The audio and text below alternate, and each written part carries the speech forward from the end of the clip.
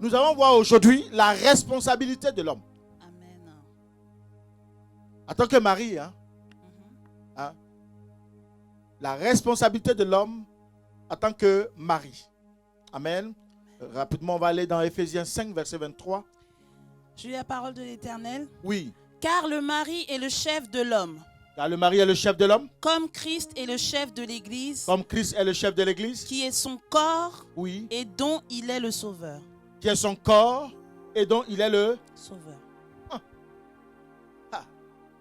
C'est fort, hein? On va reprendre un peu, j'aime ça. Car le mari est le chef de la femme. Le mari est quoi? Le chef de la femme. Il est quoi? Le chef de la femme. Il est le chef de la femme. Est-ce que c'est parce qu'il a les muscles qu'il est le chef de la femme? La Bible dit, le mari est le chef de la femme, comme Christ est le chef de l'Église. Amen. Donc vous comprenez que dans la vie de famille, ici est comparée à une entreprise. Amen. Dans une structure, vous allez voir qu'on dit qui est le responsable de la structure. Par exemple, quand on prend EDF par exemple, il y a un patron, n'est-ce pas? C'est lui qui prend toutes les décisions. Donc quand tout va mal, c'est lui. Quand tout va bien, c'est lui. Donc vous comprenez que dans cette responsabilité, quand la famille va mal, ne cherchez pas loin. Cherchez la tête du père. C'est ce que la Bible nous dit. Que le mari ici, l'homme, est le chef. Donc quand il est le chef, n'est-ce pas? C'est lui qui tient la boussole de la famille. Amen. Quand il est le chef, c'est lui qui oriente, c'est lui qui prend les décisions de comment la famille sera pour réussir. Il n'est pas chef pour être chef, mais il est chef pour atteindre les ambitions. Quand on est chef là, c'est pour aller vers des ambitions de réussite. C'est vrai ou c'est pas vrai? Donc vous comprenez ici que le mari est le garant de la réussite des enfants. Il est le garant de la réussite, n'est-ce pas? Même de la femme. Il est le garant. Quand la femme va mal, le problème c'est qui? C'est le mari. C'est pour cela que Jésus a été l'agneau sur la croix de Golgotha. Comme étant chef, il a pris la responsabilité de partir à la croix et de se donner à la croix. Et quand il s'est donné à la croix, c'est le sacrifice là, par le sang. C'est ça qui a donné la vie à l'humanité. C'est ça qui t'a donné la vie et c'est ça qui m'a donné la vie. En fait que ceux qui étaient enfants sont devenus par le sang de l'agneau des fils. Est-ce que vous comprenez un peu? Donc vous voyez aujourd'hui que le fait que vous soyez homme, c'est une grande responsabilité. Le fait qu'on soit homme est une grande responsabilité. Encore mieux, quand on est mari d'une femme, alors là, c'est une double responsabilité. Amen. Alléluia. Amen. Donc vous imaginez un homme qui est marié d'une femme et qui a des enfants dans la famille, qui sort, qui rentre quand il veut, qui découche, qui fume, qui boit, qui a une vie de désordre comme il veut. Bon, c'est la porte ouverte normalement à l'échec. Hein? Et donc vous allez voir, comme je vous ai dit le dimanche dernier, les enfants ne font pas autre chose. Hein? Ils font exactement ce que nous on fait. Ce que les enfants ont vu faire, c'est ce que ils reproduisent. Est-ce que quelqu'un est avec moi ce matin? Amen. Donc le mari doit être un modèle pour ses enfants. Alléluia. Regardez par exemple le vendredi dernier. Moi j'aime bien. Moi en fait de Facebook là c'est rire seulement. Tout ce qui fait rire. Donc j'ai pris mon téléphone, je me suis mis au salon et ma femme. Et puis j'ai commencé, il y a un sketch là qui me faisait tellement rire, je me suis marié comme je suis le matin. Et Israël qui vient, comme moi je suis en train de rire, il prend son téléphone aussi, il s'assoit sur une chaise et puis il commence à rire comme moi. Et ma femme me dit, il y a ton bonhomme, c'est toi il faut. Je dis, ah bon, c'est vrai ça? Il me regarde. Donc j'ai arrêté de rire. Et le mec il a commencé il continue de rire. Tellement c'était fort. Il dit, Israël, va dans ta chambre. Moi, il rit tranquillement ici à ma femme. Amen, hein? C'est-à-dire, non, mais il lutte à moi. Quand je vais me faire casser les boutons, lui aussi il veut se casser. Oh. Il dit sa mère, il a gratté son dos. Bon, lui, toi, un bébé comme 5 ans. Tu es grand, que tu vas croire que tu as de boutons, tu as machin. Il a quoi dans son dos? Lui aussi dans son dos, il a casser son bouton. Tout simplement parce que il a vu sa mère en train de casser mes boutons et casser. Il veut faire la même chose. Vous voyez, ça fait rire. Mais c'est exactement ce que nos enfants font. Hein. Donc, vous imaginez, si c'était dans le négatif en train de frapper sa maman matin, midi et soir. Mais lui, il va faire quoi? Il récupère ça. Et puis demain, là, il va bien s'occuper de sa femme. On va lui dire, mais toi, tu es violent. Mais il n'a pas pris ça ailleurs. Il a vu son père faire. Son d'état, c'est devenu criminel comment? Il a vu, il a assisté à l'assassinat de Étienne. C'est comme ça qu'il a pris l'esprit de tueur des hommes de Dieu. Et il ne s'est plus arrêté. Jusqu'à ce que Jésus le visite et qu'il change. Et qu'il devienne Paul. Donc vous comprenez que c'est que nous sommes la reproduction. C'est-à-dire, nous sommes du moins le miroir de nos enfants. Un père exemplaire a forcément des enfants exemplaires. Cela ne veut pas dire qu'il n'y a pas des enfants qui sont rebelles. Hein. Il y en a. Hein. On a vu Finé et Ophni. Hein. Comment ils étaient rebelles, les enfants d'Élie. Alors que le père, c'est un grand prophète en son temps. Ce n'est pas de ça que je parle. C'est-à-dire quand un enfant est rebelle, ce qui a fait que Élie est mort d'une manière tragique, il n'a pas parlé à ses enfants. Quand il manifestait la rébellion. Mais quand tu sais que quelque chose, n'est-ce pas, n'est pas dans l'ordre familial, toi en tant que père, comme tu es le chef, tu prends ton bâton de pèlerin de l'autorité, tu redresses la chose. Parce que les mamans là, elles sont affectives, elles sont émotionnelles. Elles savent que l'enfant là, ce qu'il fait, ce n'est pas bon. Mais non, c'est une façon de l'aimer, de le pouponner, c'est dangereux. Donc toi, tu parles ici à la mère et puis tu redresses de l'autre côté. Et quand la maman veut s'interposer, tu dis stop. Là, c'est moi. Je suis ton chef et je suis le chef de cet enfant.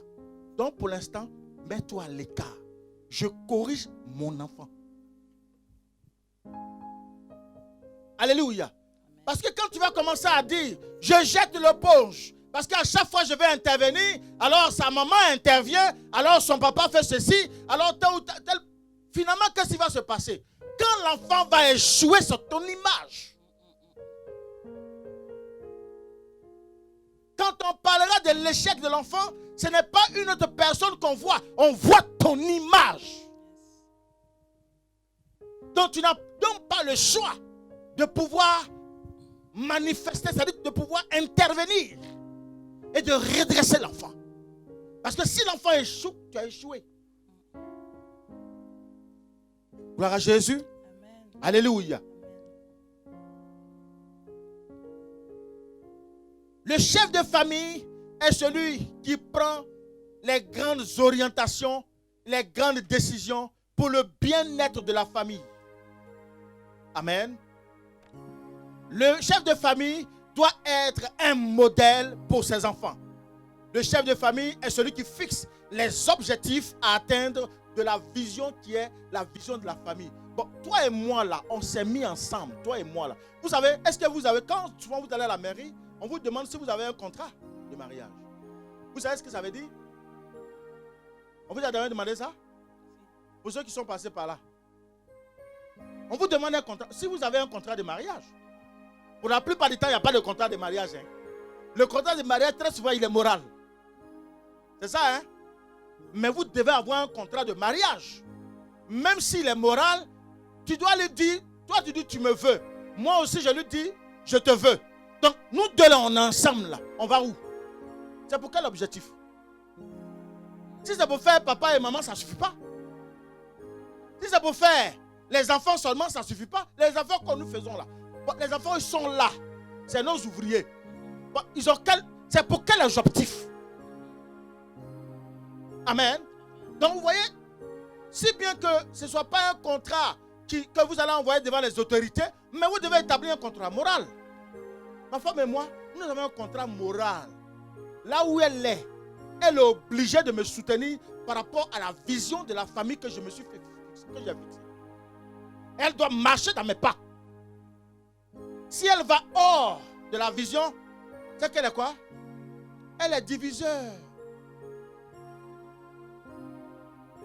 C'est pas comme ça on dit? C'est ça, diviseuse? Où est diviseur?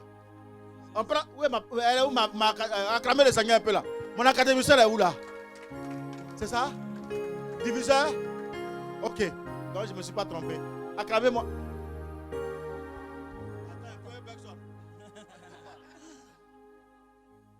Ah d'accord. Acclamez-moi même, acclamez-moi. Acclamez-moi. Voilà. Voilà. Elle est là, c'est mon académicienne. Elle me corrige tout le temps. Voilà. Acclamez le Seigneur pour sa vie aussi. Amen. Bien-aimés, c'est vrai que nous mettons un peu d'humour. Mais pourquoi nous échouons? Pourquoi les familles échouent? Parce que la famille n'a pas de vision. La famille n'a pas d'orientation. On n'a pas d'objectif à atteindre. On mange, on meurt. On devient la veuve de Sarepta. On finit de travailler 1200 €. Au bout du 15 du mois, tu as fini de manger, tu dors. Ce que vous devez comprendre, c'est que Dieu te donne une part, une grande réserve de bénédiction pour toi, afin que, à partir de cette petite part qu'il te donne, tu puisses, à partir de cette part-là, tu commences à solutionner la vision que tu as. Même si tu dois vendre des petits grains d'arachide, commence. Mais puisqu'on n'a pas de vision, souvent on est assis dans les logements pendant 40 ans, 50 ans, puis on nous chasse parce qu'on n'a pas payé 3 mois. Alors qu'avant, tout fonctionnait bien. Tout marchait bien, on avait l'argent. On n'a pas eu de vision d'acheter une maison pour prévenir l'avenir. Si tu ne l'as pas fait hier, l'église aujourd'hui te reprend afin que tu puisses commencer maintenant à avoir une vision. Tu dois avoir une vision. Un homme qui a une femme, qui a une famille et qui n'est pas visionnaire, tu ne vas pas loin. Vers la fin, tu deviens la risée de ton entourage. La risée de ta famille. La risée de tes amis. Et souvent, quand tu les croises, toi, tu es encore toujours le même. Mais demain, tu apprends qu'il a acheté 2 voitures, il a acheté une grande maison, il est en train de réaliser. Et puis, tu es toujours dans la même maison. Tu continues toujours à tourner. Et voilà le langage très souvent. Non, quand tu payes maison ici, là, les impôts te prennent ça. Qui vous a dit ça? Mes enfants, là, ceux qui sont nés avec moi ici, là, ceux-là, les Samuel et autres, là, je vais commencer à travailler avec eux pour leur donner, ne serait-ce que ce qu'on appelle la vision. Comment assumer une vision, comment financer une vision. Tu n'as pas besoin d'avoir des millions pour acheter une maison ici. Tu mets le projet en place, tu le mets devant la face de Dieu, Dieu pourvoit. Mais tant que tu veux avoir beaucoup pour investir, tu as du mal. Et le temps te rattrape. Parce que ce que tu as investi, au final, tu vas le rechercher pour le dépenser. Dans les fringues, dans les choses futiles qui n'apportent rien du tout. C'est bien d'être propre. Mais quand tu es propre là, demain, est-ce que demain est propre? Non, c'est vrai. Il faut être très bien, il faut être propre. Mais demain là, quel est l'avenir de demain? Est-ce que tu penses à demain? Tu n'as rien ici, tu n'as rien de l'autre côté là-bas. C'est pas normal. C'est pas normal. C'est-à-dire que tu es venu vide, tu vas repartir vide. Et pourquoi?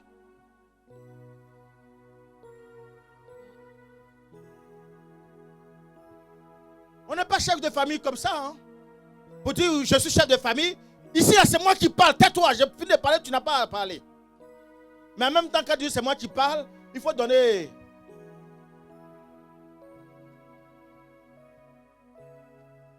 Alléluia. Gloire à Jésus.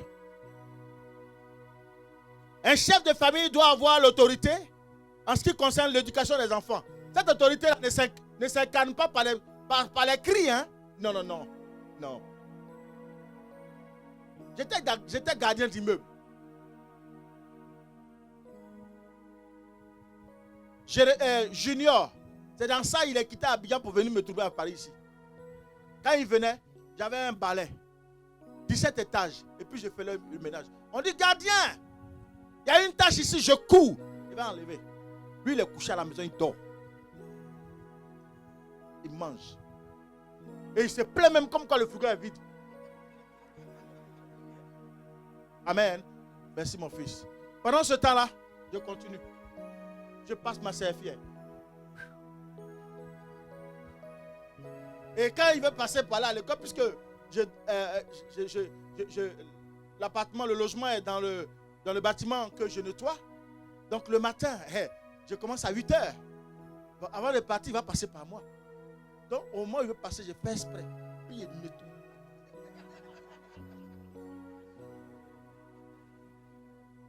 Vous savez pourquoi il fait ça? Il va se rappeler de ça. La dernière fois, je lui ai dit, tu te souviens, aujourd'hui, je ne passe pas de serpillère. J'ai une voiture, c'est vrai. Mais pour en arriver là, tu sais comment j'ai commencé? Parce que toi, je te vois venir. Je te vois venir. Parce que tu es couché là. Tu n'es pas ambitieux là. Je te vois venir. Tu attends que je te dessine ce que tu vas devenir? Amen. Tu m'as vu en train de passer serpillère. Toi, tu as papier, tu as tout ce qu'il faut. Tu ne te lèves pas le matin pour partir chercher. Tu veux utiliser moi mes cas de visite? Je ne vais pas te donner mes cas de visite. Prouve-moi d'abord que tu es capable. De sorte que je puisse te donner mes cas de visite. C'est ça l'ambition. C'est ça la motivation. Alléluia. Donc quand on est chef de famille, tu apprends d'abord à tes enfants comment on travaille. Ici là, vous me connaissez. J'aime pas le chômage. Tu as papier et puis tu ne veux pas travailler. Même quand tu n'as pas papier, il y a travail. Alléluia. Nous quand on était là, voici ma mère qui est là, elle va vous témoigner. Je suis arrivé, même pas une semaine, elle a commencé à travailler, mettre le chien. Ça me rappelle encore la zone industrielle de d'Argenteuil. C'est là que je travaille, mon premier travail. Un matin, elle me dit, mais tu vas où? J'ai dit non, je vais chercher du boulot. Je croyais que c'était comme chez nous là-bas, où tu te lèves puis tu vas dans les zones industrielles là. Je croyais que c'était ça. Donc j'arrive, je sonne. Oui monsieur, je cherche du travail. Et les gars commencent à sourire. Ah, ici, c'est pas comme chez nous. Donc je me lève. Je me rappelle encore les Villa Koubé. C'est ça, hein? Villa Baie. Tout ça là, j'étais dans la zone là. Je connais tout là-bas. Je cherchais plonge. Quand elle descend le soir, je suis là. Le matin, je t'ai vu sortir. J'ai dit, maman, je cherche. Et c'est comme ça que j'ai eu un boulot. C'est ta motivation qui va donner l'envie à l'enfant de se lever. Mais si tu es un paresseux qui attend toujours que les femmes s'occupent de toi, il y a un problème. Il y a des gens qui sont là. Je ne cherche pas à travailler. Et leur autorité là, c'est dans ça. Je suis le chef de famille. Tu es chef de famille où ça? Tu es couché matin, midi et soir. À partir du moment où tu ne te lèves pas pour aller chercher à manger, mais tu as perdu ton autorité. C'est comme ça qu'Ésaü a perdu, il a vendu son droit de naissance à son petit frère Jacob. Alléluia. Donc le succès là, le succès, ça commence d'abord par la vie familiale. C'est que tu t'es érigé comme ambition dans la vie familiale, c'est ce qui va impacter la vie de tous les jours. Mais si à l'intérieur, tu n'as pas une vision grande, tu n'es pas responsable, tu fumes devant tes enfants, tu bois devant tes enfants, et puis la maîtresse avec qui tu parles là, l'enfant est là et puis tu parles à la maîtresse. Souvent même tu fais arrangement, il y a certains enfants même là, ils font arrangement à leur père pour aller voir les maîtresses. Il y en a. Et il est là, il couvre son père. Il couvre, tu sais que ta maman est dans la maison. Et puis toi, tu accompagnes ton père, c'est toi. Et puis il te fait signe. Et c'est toi l'envoyé. À cause d'un billet. Mais quand tu as fait ça, demain toi-même tu vas reproduire la même chose. Tes enfants vont reproduire la même chose. Jusqu'à ce que la parole vienne changer ta mentalité. Alléluia. N'est pas chef de famille qui veut. Amen.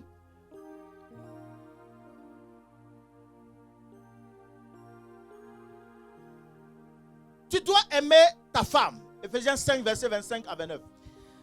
Je lis la parole de Dieu. Marie, aimez vos femmes comme Christ a aimé l'Église. Oui.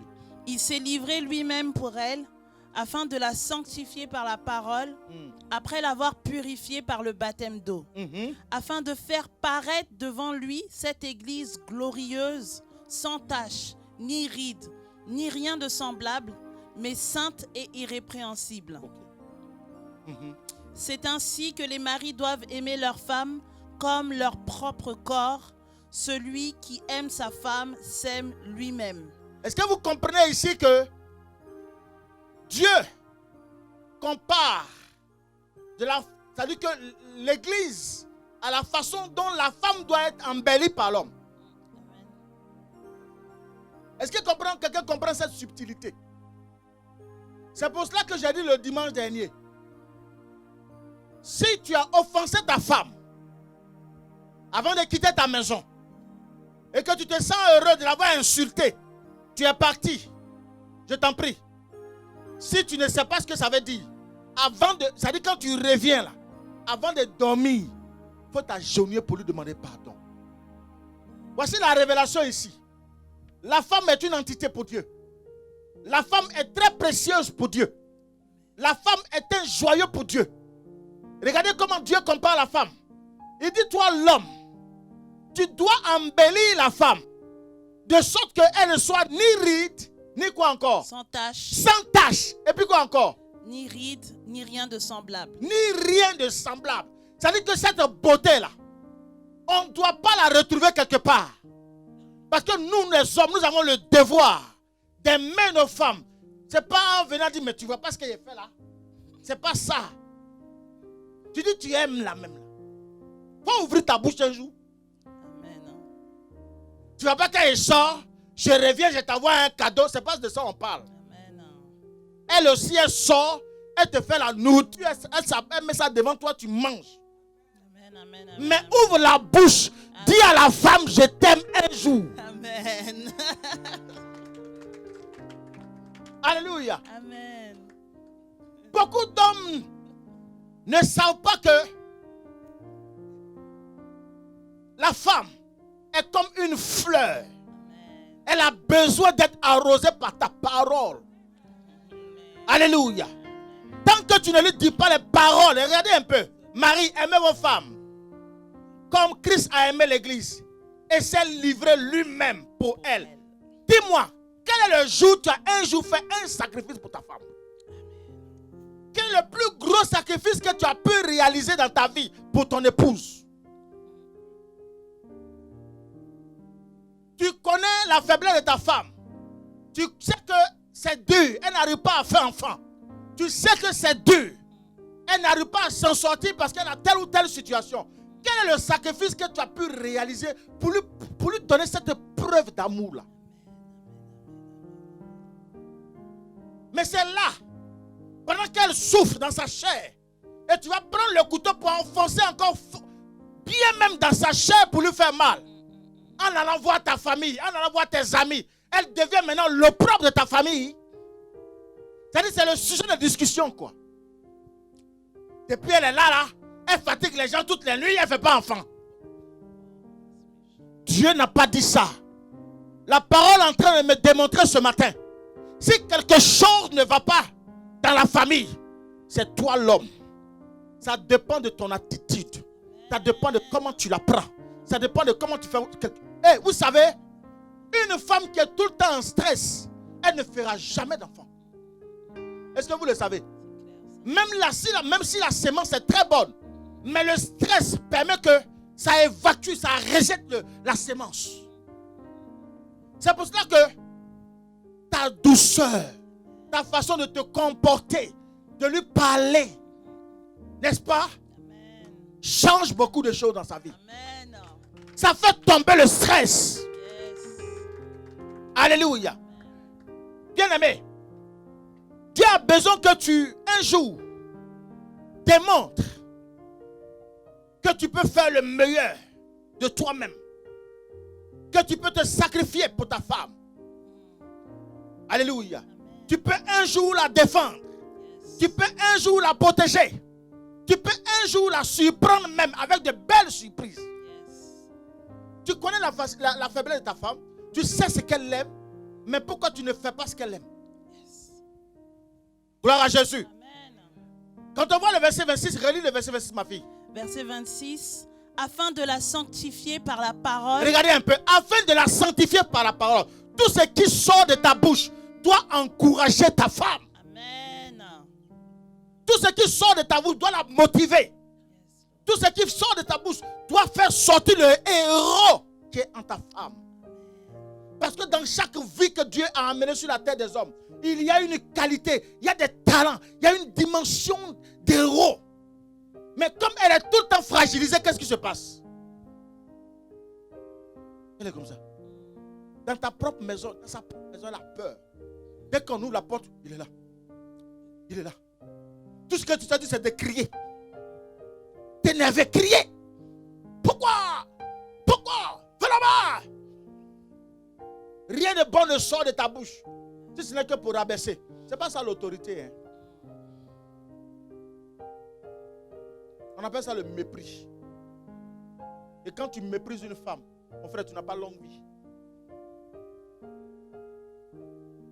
Celui qui méprise la femme n'a pas longue vie. Hein. On ne méprise pas une femme. On peut avoir des divergences. Mais il faut que ce soit pesé. Alléluia. Amen. Lisons le verset 27. Verset 27. Afin de faire paraître devant lui cette église glorieuse, sans tache, ni ride, ni rien de Regardez un semblable. peu. Quand une femme est mise en confiance par son mari, elle est rassurée par son mari, elle a confiance en elle-même, elle se sent rassurée. Du coup, tous les sens sont en alerte.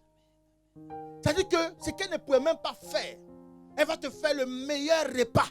Elle va te faire vraiment de bonnes choses. Alléluia. Amen. Tout simplement parce que... Amen. Est-ce qu'on peut acclamer cette femme? Amen. Amen. Amen. Parce que là,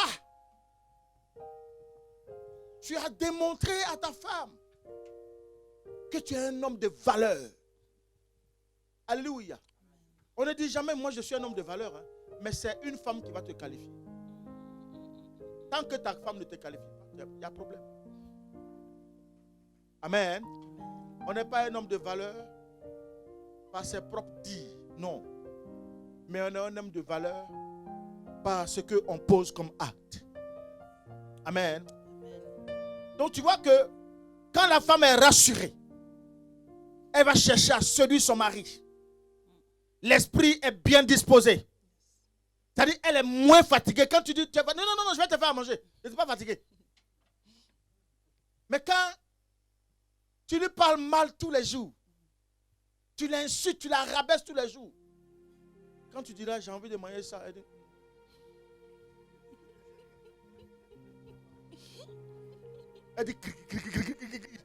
elle met devant toi. C'est pas ça? Quand la femme, elle est fatiguée de tes insultes. Quand tu dis, je veux faire ça, d'accord. Tout de suite, j'ai pris. Je mets devant toi. Amen. Amen. Il faut apprendre. Il faut amener la femme à donner le meilleur d'elle-même. Gloire à Jésus. Amen.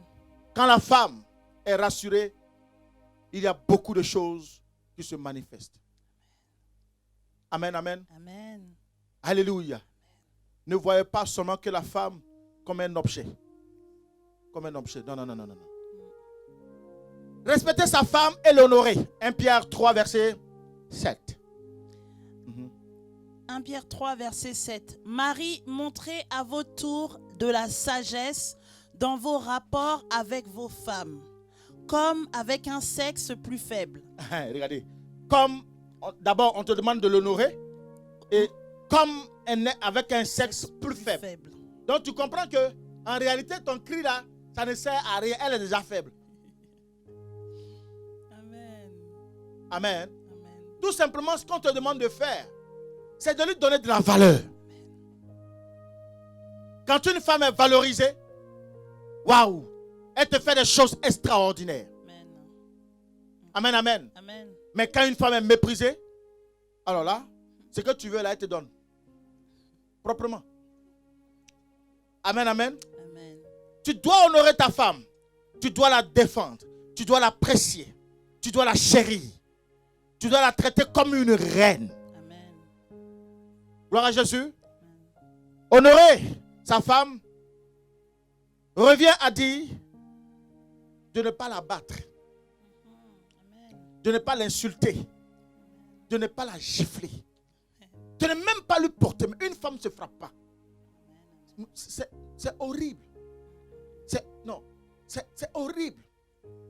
Je vous ai raconté cette histoire où, quand j'étais encore en Afrique, à Abidjan précisément, j'étais dans le taxi quand je voyais ma petite soeur en train d'être frappée par son...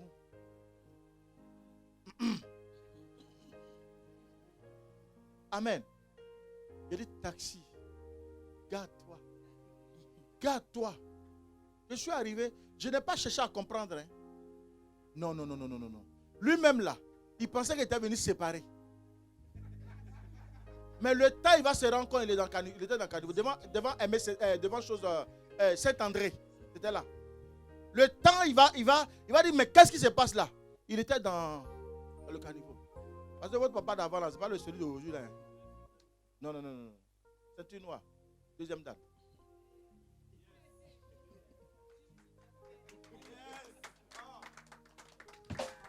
Donc, celui d'avant là, ce n'est pas celui d'aujourd'hui.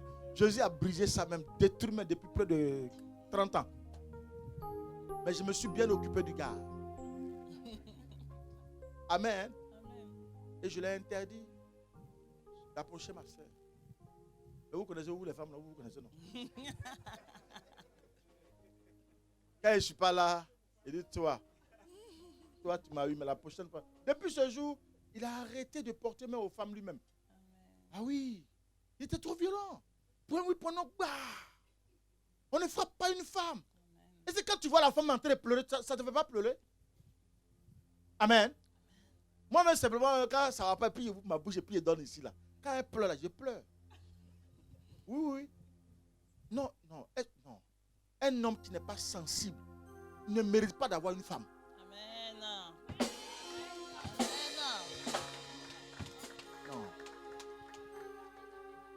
Je reprends. Un homme qui n'est pas sensible aux pleurs d'une femme, tu ne mérites pas d'avoir une femme. Amen. Alléluia. Amen. Et là, tu la frappes, tu la gifles. Non, mais non.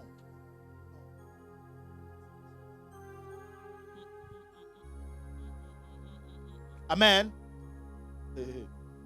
Amen.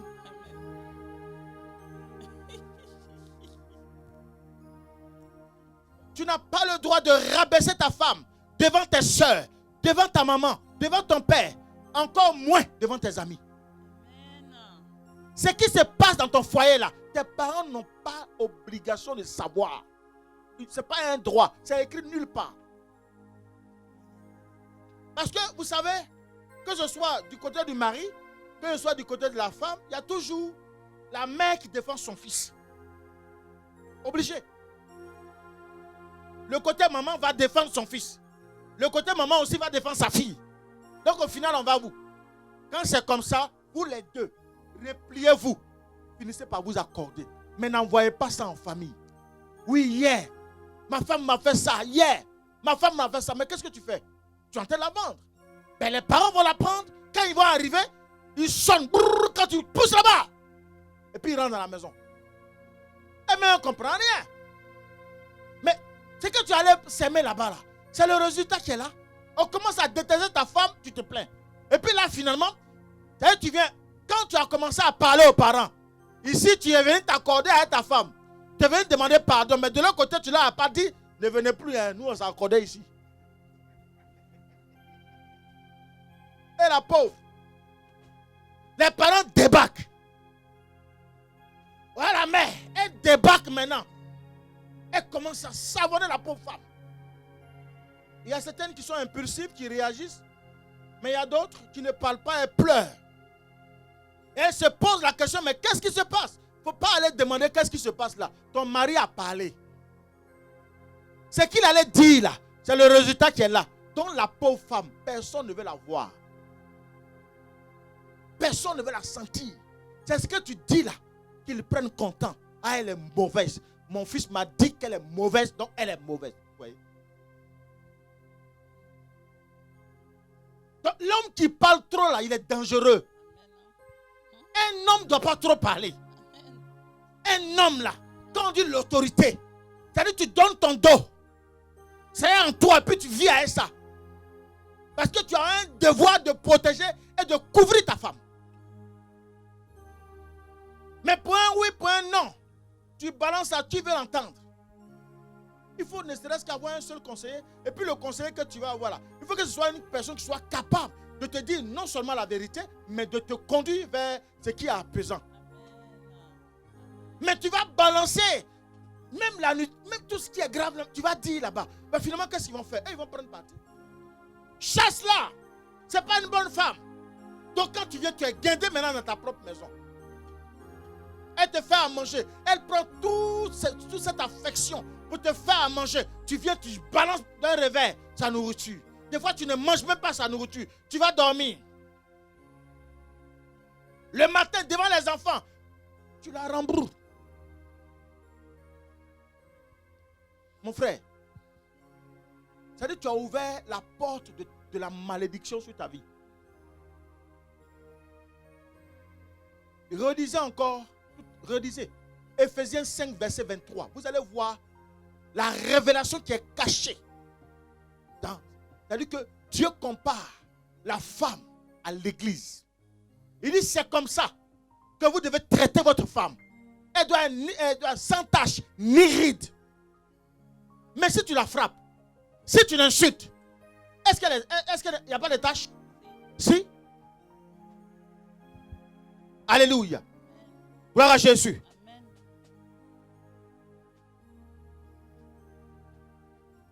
Tu vas la ridiculiser. Alors que l'amour ne ridiculise pas. L'amour excuse tout.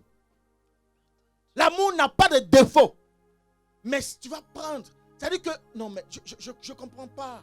Je comprends pas. Je comprends pas, hein. Je comprends pas. Si l'autre est venu s'asseoir devant toi pour parler de sa femme, toi tu as oublié de parler de ta femme. Lui il veut ridiculiser sa femme, c'est son problème. Mais tu ne sais pas qu'il est en train de t'encourager à parler de la sienne. Maintenant, le plan malsain qui est caché derrière cette façon de faire là, est-ce que tu connais? Il a parlé, tu te lèves souhait. Tu n'as qu'à parler de sa femme.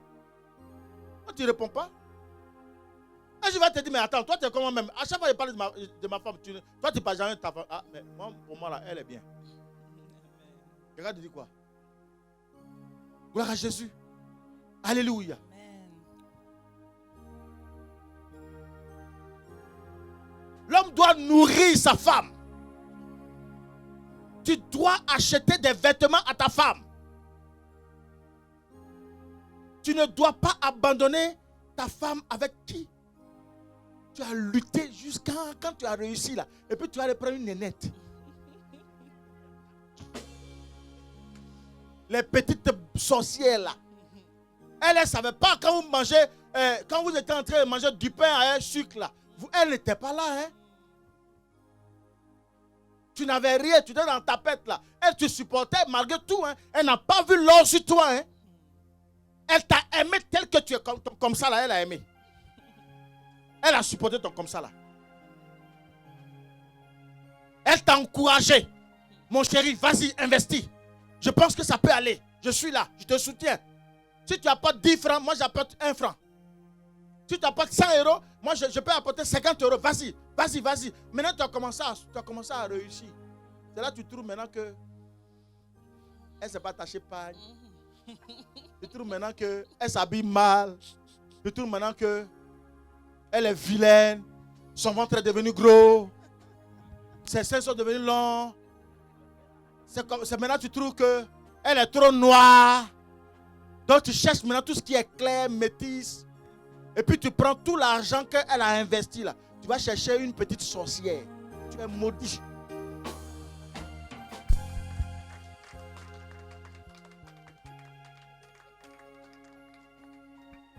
Mon frère, tu es maudit. Écoutez-moi très bien. Écoutez-moi très bien. Vous savez que dans la succession, c'est la femme qui occupe le trône, celle qui occupe le foyer là. C'est à elle, à son fils revient le trône. Donc tu as souffert hier. Même si vous avez 20 ans, vous avez commencé. Mais c'est la femme de ta jeunesse, tu ne dois pas la mépriser. Reste avec elle, même si elle est devenue vieille là. Reste avec elle. Même si c'est devenu ici là. Aujourd'hui là, Dieu a créé tout. Aujourd'hui on peut remonter. J'ai dit on peut remonter. J'ai dit on peut la remonter. J'ai dit on peut la remonter. On peut la remonter. Amen. Hein? Si le ventre est devenu comme ça, si on peut prendre maintenant pour mettre ici, on peut ramener ici. Il faut changer ça, la change. Ici, il faut changer. Change cette mentalité. Change cet esprit. Parce que, frère, quand tu prends cette porte, tu prends cette voie, tu t'attires la malédiction. Parce que c'est le travail d'autrui, c'est le sang d'autrui. Son travail, la sueur de son front, c'est ce que tu prends pour envoyer ailleurs. Chez une petite. Mais la nénette, là, tu connais sa vie? Toi, tu as 60 ans, tu vas prendre une petite de 22 ans. Tu as un problème. Tu as un problème. D'abord, tes reins sont déjà foutus. Tu es déjà vieux foutu. Tes reins, là, tu ne peux même plus rien faire. Tu es comme un bois maintenant. Et tu vas prendre une petite. Une bicyclette comme ça, va te tourner. Ta tête va devenir comme ça.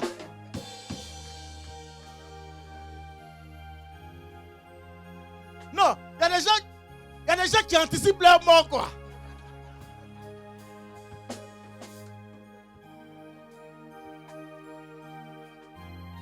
Amen. Quand tu as commencé à 22 ans, jusqu'à 50 ans, 30 après, tu es toujours la même là. Ça ne change pas. C'est-à-dire que quand on atteint cet âge-là, il y a des positions, on sait qu'on se connaît. On finit, l'autre est là-bas, l'autre est ici. C'est fini. Mais tu allais chercher une petite, elle va te pédaler à gauche, à droite. Oh, c'est comme ça. Les gens, ils font, vous entendez, on dit crise cardiaque, n'allez pas chercher loin. Et toi, tu vas chercher ton AVC, quoi. Alléluia. Reste avec celle-là qui t'a supporté, qui t'a aimé tel que tu es, qui t'a accepté, si bien que tu n'étais pas trop correct. Mais elle était là. Et non, elle est comme ça, mais hier là, tu n'avais rien.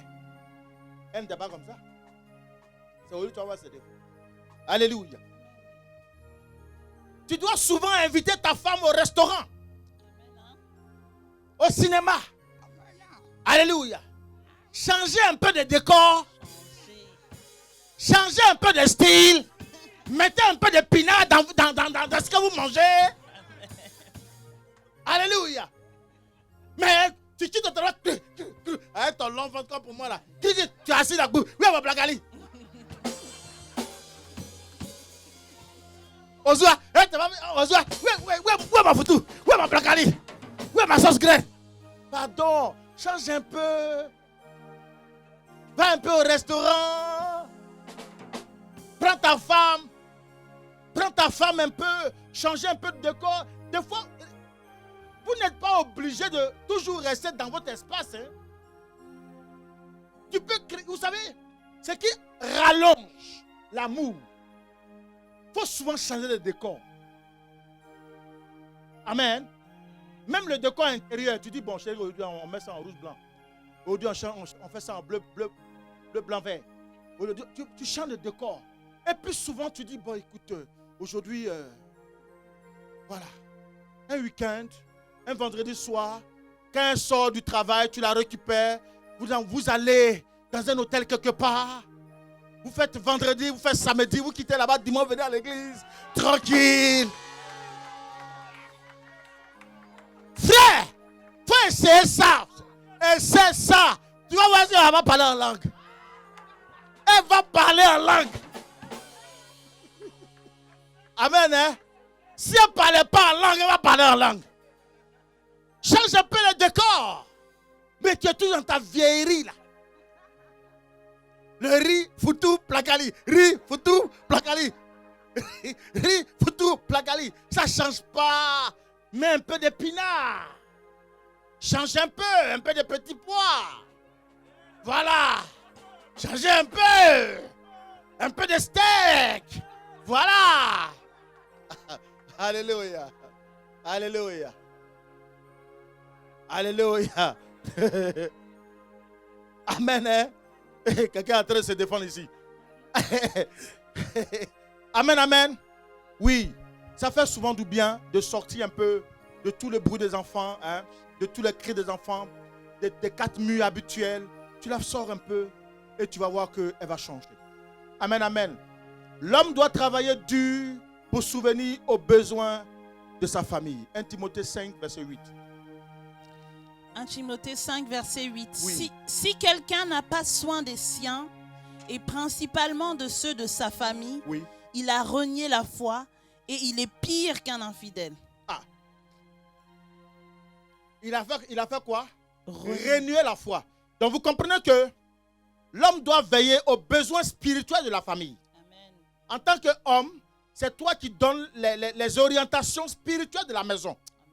Amen. Amen. C'est toi l'homme qui organise l'encadrement spirituel de la famille, la méditation, l'étude biblique, la prière. Amen. C'est encore toi qui motive et qui oriente la famille vers le Seigneur. Quand le mois finit, tu sais que ta femme a eu un salaire. Toi, tu as un salaire. Et comme tu ne veux pas que toi, ta famille soit maudite, ta maison soit maudite, quand il dit, je vais envoyer à mon père, tu dis stop. On envoie d'abord au premier père. Amen. La dîme d'abord. Écoutez-moi très bien. Pourquoi la famille est très souvent fissurée? Parce qu'on n'a pas une orientation de penser d'abord à Dieu. C'est pour ça que la bénédiction financière, elle tangue. Ou quand elle vient, tu ne la possèdes pas. Parce que tu ne penses pas d'abord à Dieu. Il faut savoir que, c'est-à-dire que c'est Dieu qui a permis que vous soyez une famille. Le mariage, c'est une grâce. Tu ne mérites pas le mariage. Dieu a permis qu'il y ait une grâce. Et que tu puisses avoir la grâce du mariage. Donc, en récompense, le mois fini, chérie, ta dîme d'abord. Donc, toi, l'homme, tu sécurises la dîme de Dieu. De sorte que les bénédictions de Dieu puissent toujours accompagner votre famille. Amen. Alléluia. Mais si toi, l'homme, tu n'as pas le regard. Moi, chez moi, tout le monde, c'est-à-dire que tous ceux qui travaillent là, je les raquette tous. Pas les raqueter pour ma poche, mais je veille au grain. Je veille au grain. Je regarde. Et j'appelle pour dire, est-ce qu'elle a payé sa dîme? Est-ce qu'elle s'est levée? Maman, tu ne t'es pas levé pourquoi? Papa, Junior, tu ne t'es pas levé pourquoi? Mais pourquoi? Pourquoi? Ramène-moi la dîme ici. Dimanche là, je vais voir vous lever. D'abord, je vais voir ce qui est dans l'enveloppe. Vous pouvez me blaguer. Amen. Vous savez pourquoi? En tant que père, chef de la famille, comme Jésus est le chef de l'église, c'est-à-dire que tu ouvres le robinet de la grâce et de l'autorité. Ce qui fait que, vu que tu veilles au grain, Dieu va toujours permettre que quand la manne descend, ça commence d'abord par toi. Parce que tu penses Dieu d'abord, avant toute chose. Mais on va... tu as vu? On dit qu'elle est décédée. C'est là que tu t'empresses comme ça d'envoyer de l'argent. Et tu oublies de payer. C'est-à-dire que tu ne le mets en arrière. Mais frère, est-ce que c'est normal? Tu mets Dieu en arrière. Celui qui est la solution de tout, tu le mets en arrière. C'est pour cela que nos familles souffrent. Parce que Dieu est toujours en arrière-plan. Si tu veux faire descendre les réalisations, parce que c'est que vous oubliez très souvent. Ah, j'ai tel bien. Mais tu peux avoir le bien et tu peux ne pas jouir du bien. Dieu te donne le signe. Comme quoi en toi il y a la prospérité. Mais il faut qu'il te donne à la fois l'argent, les hommes qu'il faut pour accompagner la réalisation et l'accomplissement de ces biens. C'est pour cela qu'il faut toujours le mettre en priorité. Tant que tu ne le mets pas en priorité, tu te mets en retard. Le mois prochain, je vais parler à l'église. Pourquoi est-ce que l'église souffre? Je vais vous parler. On peut parler de tout. Bénédiction. On court, prière, on court. Mais quand on parle de sémence, vous avez un problème. Vous avez un problème avec la sémence. Et c'est là que l'ennemi vient, tout le temps il souffle. Et il envoie tes pensées vers des objectifs qui sont clairs. On voit qu'il y a un problème effectivement. Et que tu as besoin de prendre cet argent pour aller s'aimer là-bas. Mais le problème c'est qu'il t'éloigne de la grâce. Parce que ça dit qu'il te pousse à ne pas être loyal avec Dieu. À partir du moment où tu n'es pas loyal avec Dieu, Dieu ne sera pas loyal avec toi. Il sait que tu es là. Tu souffres. Il te regarde. On ne touchera pas à ton âme. Hein. Quand on voudra te tuer, il est là. Il va intervenir. Mais là où on parle de la dimension de la prospérité, il y a problème. Tu auras du mal, mon frère. C'est-à-dire quand tu as un, tu vas rester sur que un. Alors que tu dois avoir 20. Mais un. Comme pour toi, un suffit, tu ne peux pas avancer. Tu ne peux pas grandir. On va voir ça plus tard. Le mois prochain. Je vais vous aider. Amen. Amen. Et là, dans la parabole de Semeur, vous allez comprendre comment est la vie. 4 dimensions de bénédiction. Au bord de l'eau, dans les ronces, dans les épines, dans les pierres rocailleuses, la bonne terre. C'est à toi de choisir. Je vais vous expliquer ça. Vous allez comprendre comment Dieu fonctionne. Si tu as compris le mécanisme de Dieu, le fonctionnement de Dieu, tu n'as pas besoin de faire 40 jours de jeûne. Tu n'as pas besoin de faire retraite de prière. Non. Dieu, la relation avec lui, c'est l'obéissance. Si tu as compris l'obéissance, le sens de l'obéissance, tu ne fais pas d'effort. On peut te traiter de tous les noms, mais c'est lui seul qui a le dernier mot. Et tant qu'il n'a pas dit son dernier mot, ce que les hommes disent là, ne t'occupe pas de ça. Il finira par te prendre et te donner ce auquel tu as droit. C'est ça Dieu. Alléluia. Amen.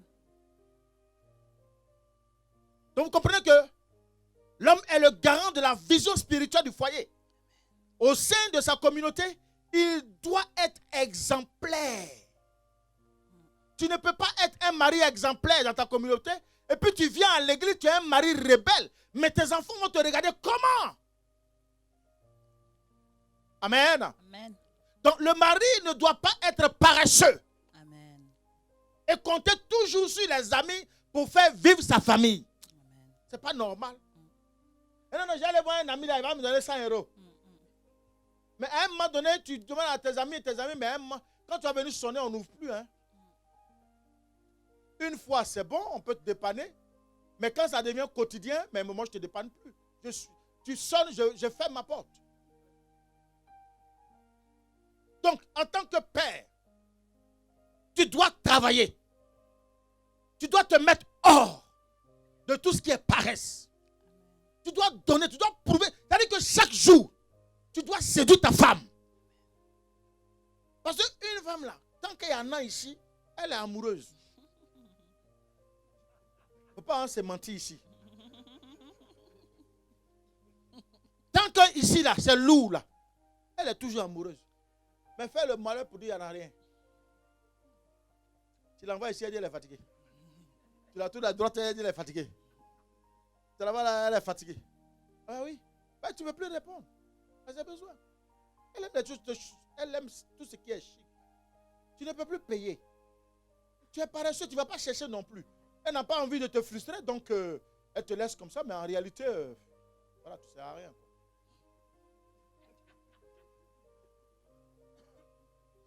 Va manger, va dans la cuisine. Alors qu'avant, elle dépose ça sur la table, tranquillement. Alléluia.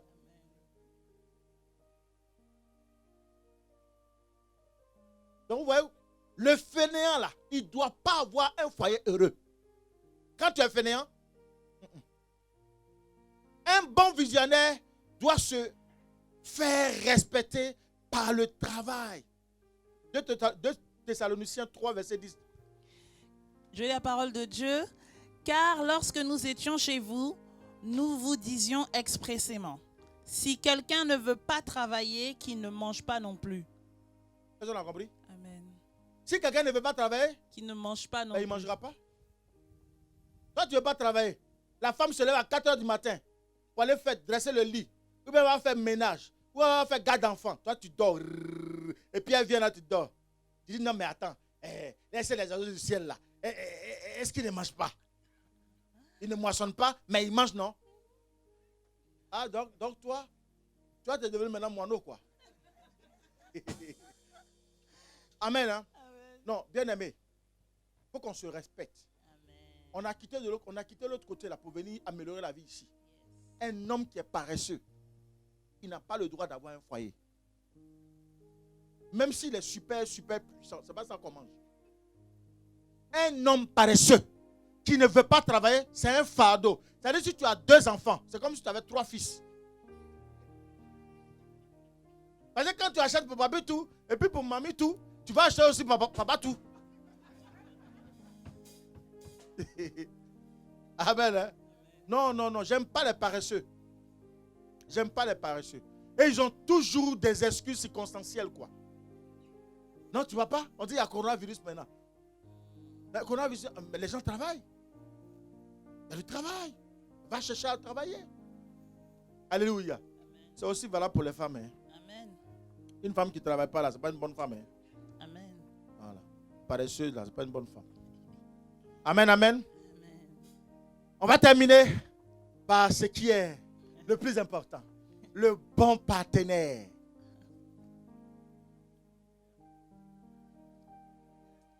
Est-ce qu'on peut acclamer Jésus? Le mari doit être un très bon partenaire au lit. Jésus. Ouais. Il faut qu'on en parle. C'est vrai ou pas? Jérémie. Amen, amen. Le mari doit être comment? Un très bon partenaire. Un bon partenaire au lit. Parce qu'une femme qui est frustrée dans son foyer, c'est une femme infidèle. La porte de l'infidélité est ouverte. Si tu ne veux pas satisfaire ta femme, quelqu'un ne va la satisfaire. Est-ce que je parle à l'église? Amen. Si pour toi tout est tabou, non, moi je ne fais pas ça. Non, moi je ne fais pas ça. Ma bouche à laquelle moi toi tu as prophétisé où? Tu prophétises où?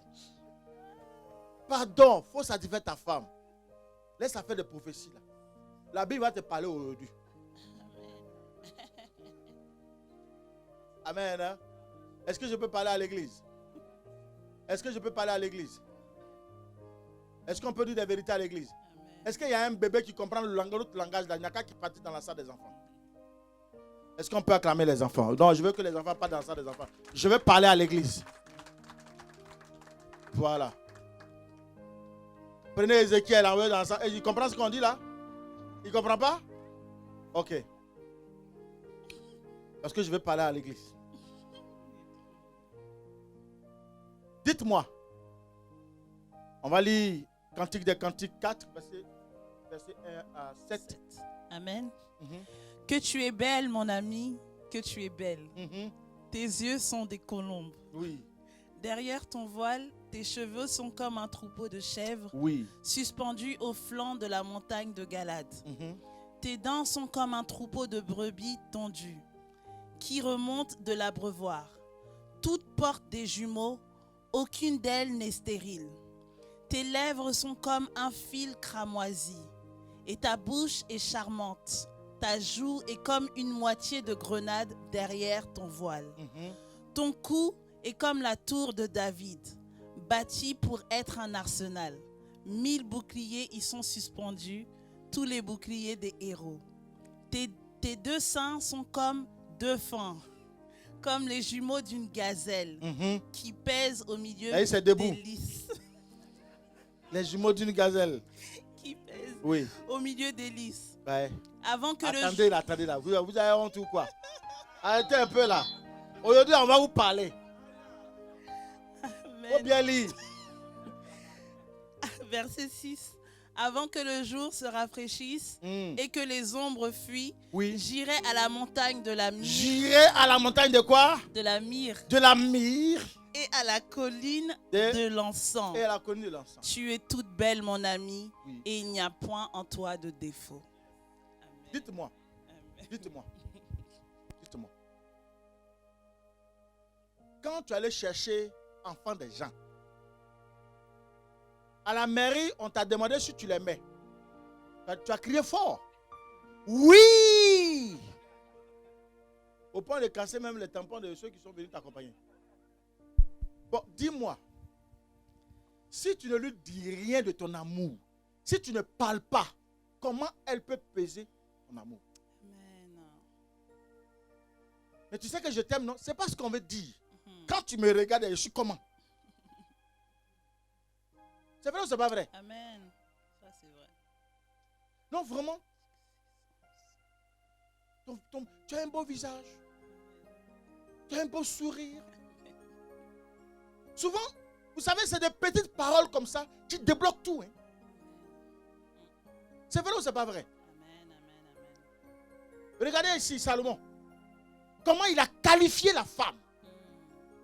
Parce qu'une femme, elle réagit au cœur. Nous les hommes, nous réagissons à quoi? Au regard. Si tu ne cherches pas à toucher le cœur de ta femme, elle te sera infidèle à vie. Et l'infidélité n'est pas physique. Elle est avec toi, mais son esprit n'est pas avec toi. Même si elle ne fait rien. Alléluia. Gloire à Jésus. Amen. Et c'est là qu'elle se souvient de ses arrière-grands-parents. C'est-à-dire son passé là. Ceux qui sont morts là, parce que son passé c'est mort. Donc c'est pour ça que je dis ses arrière-grands-parents. Ils sont morts il y a longtemps là. Oui, quand lui là, il était à un mois là. Vraiment il me disait, vous savez, l'acte sexuel n'est pas forcément dans la pratique de l'acte. Amen. Amen. Vous voyez, ça va comme ça. Par le langage d'abord. On prépare le corps de la femme. On prépare son esprit. Mais tu ne quittes pas au travail et puis rapidement, boue comme une brute. Tu es sur elle. Pourquoi? C'est un genre? Non. Non. C'est-à-dire, avant même que tu arrives là, les SMS ont commencé. Amen. Tu es au travail et puis les SMS ont commencé. Maintenant, il y a SMS, ce n'est plus comme avant. Maintenant, tu as tout ce qu'il faut pour séduire ta femme, pour préparer le corps de la femme. Alléluia. Tu n'as jamais dit quelque chose de bien sur ta femme. Tu n'as jamais qualifié, tu as dit quelque chose sur son corps. Qualifie-la. Si tu as la chargée que tu l'aimes et tu l'as présentée au monde entier, à tes parents, à tes amis, à tes collègues, mais ça veut dire qu'elle a quelque chose d'exceptionnel. Mais pourquoi tu ne le dis pas? Vous savez, l'échec d'un foyer commence d'abord par le manque de communication. Amen. Quand on ne dit pas les choses, apprends à dire avec vraiment beaucoup de sagesse, comme le dit la Bible. Amen. Et apprécie ton épouse. Prépare-la dans son esprit comme quoi ce soir-là, il doit avoir un match. Mais tu arrives, boum, tu es sur elle. Boum, tu Mais c'est quoi? Est-ce que c'est un terrain de rugby? Alléluia. Amen. Gloire à Jésus. Amen. Regardez comme Salomon. Reprends un peu. Jusqu'au verset 3. Amen. Que tu es belle, Que mon tu es ami. belle. Mon quoi? Mon ami. Mon ami. Regardez. Il ne dit même pas que c'est ma femme. Il dit mon ami. Quand on passe ce degré-là, la femme devient son ami. Est-ce que quelqu'un me comprend? Yes. Et elle devient quoi? Son ami. Ton ami. C'est ta chair. Quand elle a mal, tu as mal. Donc imagine-toi, tu es en train de l'embellir avec ta parole. Les belles paroles que tu mets sur elle. Tu es en train d'arroser ton ami. Amen. Sauf si elle est maso. Hein. Là, c'est autre chose. Là, c'est autre. Parce qu'il y a toujours des cas exceptionnels. Mais je ne parle pas des gens maso. Oui, il faut arrêter tes choses là. Hein. Des gens de blanc, il faut arrêter ça. Tu veux blaguer qui ici? Ce n'est pas de ça que je parle. Je parle d'une véritable femme. Amen. Alléluia. Amen. Est-ce qu'on peut acclamer le Seigneur? Amen. Amen. Que tu es belle, yes. Que tu es belle, mon ami. Oui. Que tu es belle. Que tu es belle. Tes yeux sont des colombes. Regardez-moi ça. Tes yeux sont des colombes. Ça te coûte quoi de sortir de ta bouche que ta femme a des yeux délicats? Des yeux comme des colombes. Amen. Alléluia. Amen. Et puis, tu peux même l'apprendre. Tu l'apprends quand tu dis, bouge un peu, déhanche un peu là, déhanche un peu là. J'aime quand tu déhanches. C'est une façon, les femmes aiment ça. C'est vrai ou c'est pas vrai? Amen. Bouge, décale un peu là. Bouge un peu là.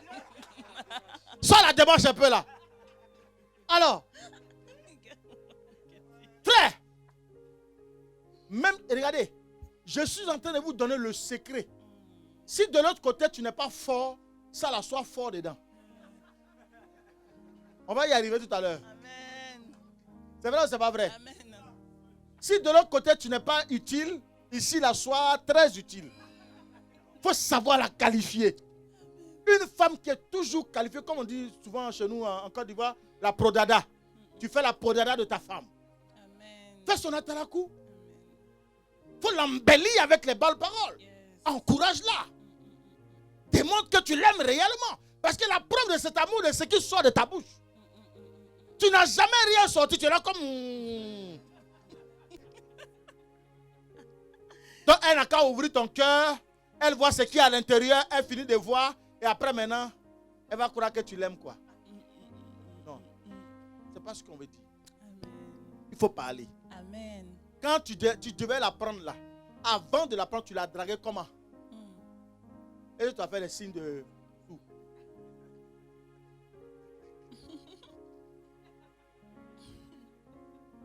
Tu as parlé, non? Il faut parler. Amen, hein? Amen. Gloire à Jésus. Amen. Est-ce qu'on peut acclamer les femmes? Amen.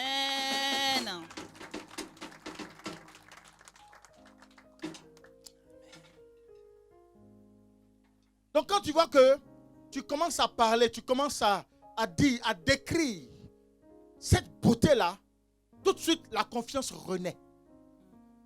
Elle reprend confiance en elle. Elle commence à croire dans le foyer. Elle commence à croire en son mari. Et elle commence à être très motivée. Yes.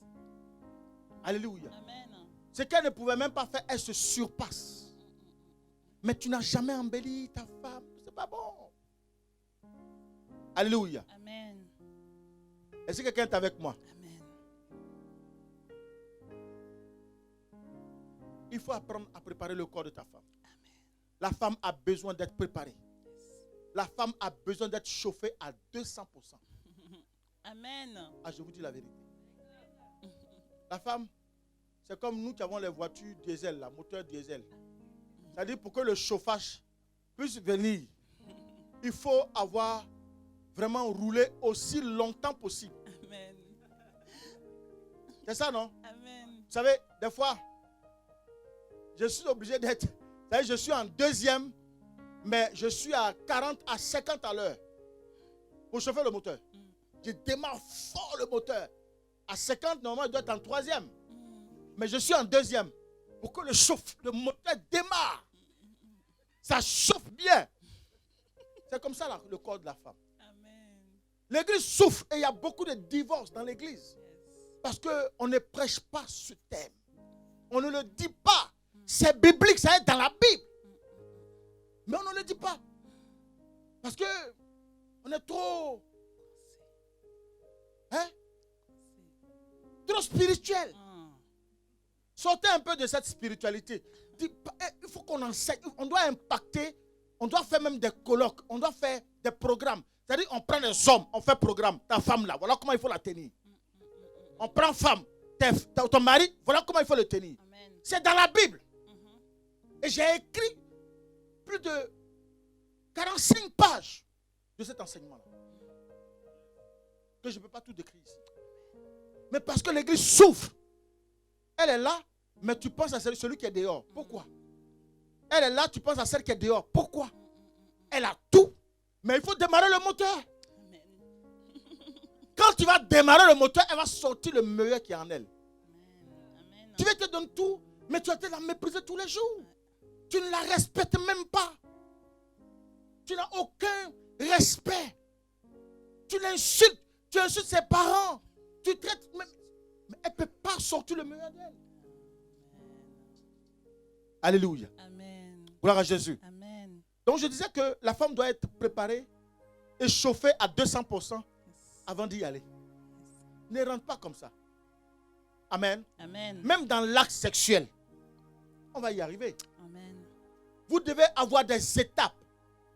La femme n'est pas comme nous. Elle prend du temps. Mais une fois elle a démarré, tu ne peux plus t'arrêter. Donc il faut l'amener à accepter la situation. Étape par étape. Jusqu'à ce que tu y ailles. Et la Bible le décrit. Amen. On va prendre nos Bibles. Amen. Cantique 6, verset 11. Cantique 6, verset 11. Oui. Je suis descendu au jardin des noyers. Oui. Pour voir la verdure de la vallée. Oui. Pour voir si la vigne pousse. Si les grenadiers fleurissent. Oui. Amen. Est-ce qu'on peut acclamer le Seigneur? Vous avez compris maintenant? Quand on dit qu'une femme a divorcé de son mari, ça ne doit même pas exister. Mais vous savez quel est le nœud du problème? Il y a deux éléments. Il y a ça dont je vous parle, et puis il y a l'argent. Mais surtout, celui qui est le véritable problème, c'est le grenadier. Amen. Amen. C'est ce que la femme aime. C'est ce qu'elle veut pour être épanouie. Donne-lui. On va prendre Cantique 4, verset 12 à 14. Regardez un peu. Amen. Tu es un jardin fermé, Oui. ma sœur, ma fiancée. Oui. Une source fermée, une fontaine scellée. Tes jets forment un jardin. Où sont les grenadiers? Avec les fruits les plus excellents. Oui. Les troènes avec le nard. Oui. Le nard et le safran, le roseau aromatique et le cinnamon, avec tous les arbres qui donnent l'encens, la myrrhe et l'aloe, avec tous les principaux aromates. Oui. Verset 14. Non, c'est bon. Amen.